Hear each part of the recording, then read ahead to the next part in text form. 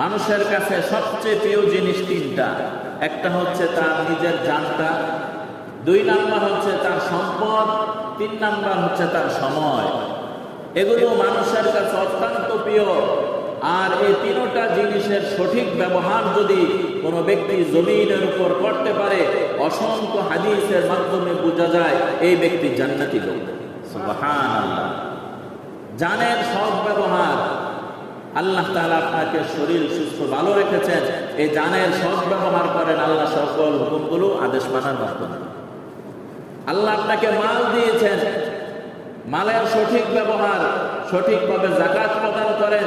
উপযুক্ত যারা আছে, সায়েল যারা আছে, অধীনস্থ যারা দরিদ্র, এদেরকে দেন এবং নিজের ফ্যামিলির মধ্যে খরচ করেন। সঠিক ব্যবহার।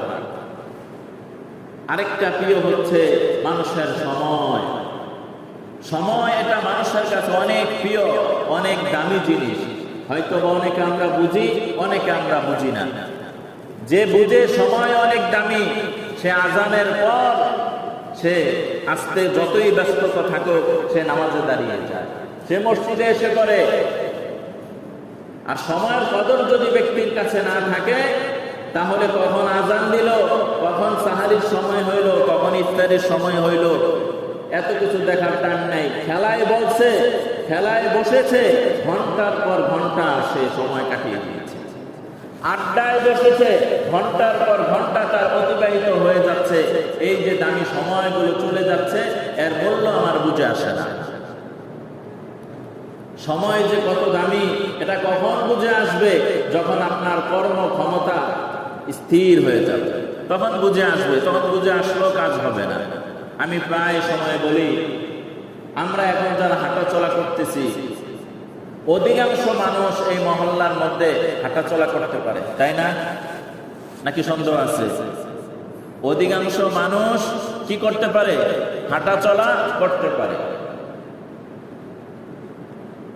আল্লাহ না করুক এমন একটা সময় আসবে, আপনার আমি হাঁটার শক্তি আমার থাকবে না।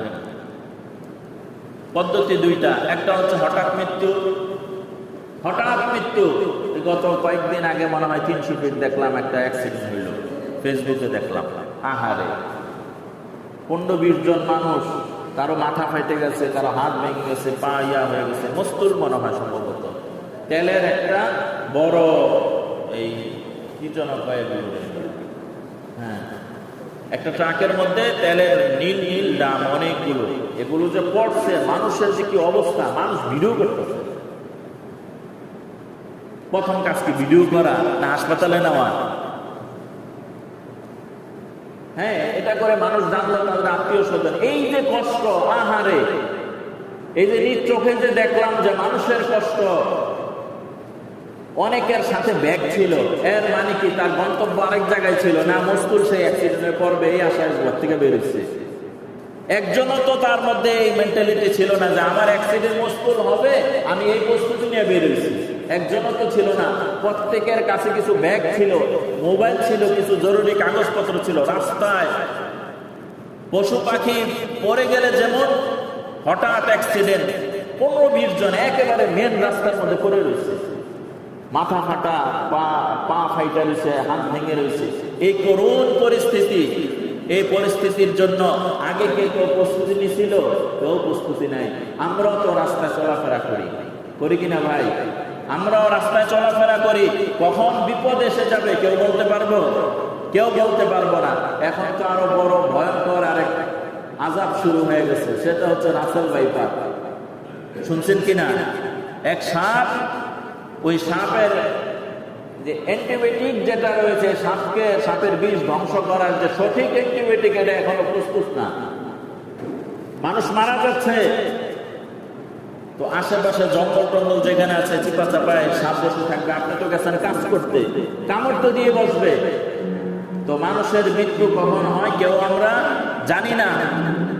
তবে একটা জানি যে মানুষের বয়স হয়ে গেছে, সে বুড়া হয়ে গেছে, বিছনায় পড়ে গেছে, সমাজের সব মানুষ দেখতে যায় আর বলে আসে মনে হয় বেশি দিন বাঁচবে না।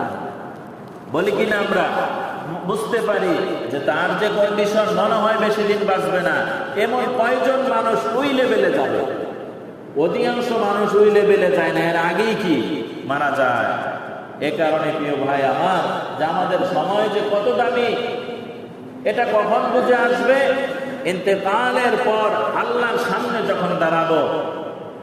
হাদিসের মধ্যে রয়েছে জান্নাতি ব্যক্তিদের আল্লাহ তাআলার পক্ষ থেকে সব নিয়ামত পাওয়ার পর তার আর কোনো আফসোস থাকবে না। যদি জান্নাতের ফয়সালা হয়ে যায়, তবে একটা আফসোস থাকবে। জান্নাতি ব্যক্তিদের কোনো আফসোস থাকবে না, সব নিয়ামত পরিপূর্ণ, তো একটা আফসোস থাকবে। থাকবে হচ্ছে মনে মনে আফসোস করবে, আহারে দুনিয়ার ওই সময়টা যদি আমি একবার সুবহানাল্লাহ বলতাম, দুনিয়ার ওই সময়টা যদি আমি একবার নামাজে দাঁড়াইতাম, দুনিয়ার ওই সময়টা যদি আমার মালিককে আমি একবার ডাকতাম, তো জান্নাতে আমার মর্যাদা আর একটু উপরে থাকতাম। সুবহানাল্লাহ বলেন তো, সেদিন কবরের সেই সুবহানাল্লাহ আলহামদুলিল্লাহ বলার কোনো ফায়দা থাকবে না। এ কারণে মরণের পূর্বে সময়কে মূল্যায়ন করা। আর সময়ের মূল্যায়নের ব্যাপারে আমি সূরাতুল আসরের তাফসীর করেছিলাম 3 জুমা, ধারাবাহিকভাবে 3টা জুমা আলোচনা করেছিলাম সূরাতুল আসরের তাফসীর। সুতরাং বলতেছিলাম, মানুষের কাছে 3টা জিনিস সবচেয়ে প্রিয়। 1 নাম্বার হচ্ছে তার জান, 2 নাম্বার হচ্ছে তার অর্থ সম্পদ, 3 নাম্বার হচ্ছে তার সময়। আল্লাহ তাআলা আমাদের এই 3টা জিনিসের সঠিক ব্যবহার করার তৌফিক দান করেন।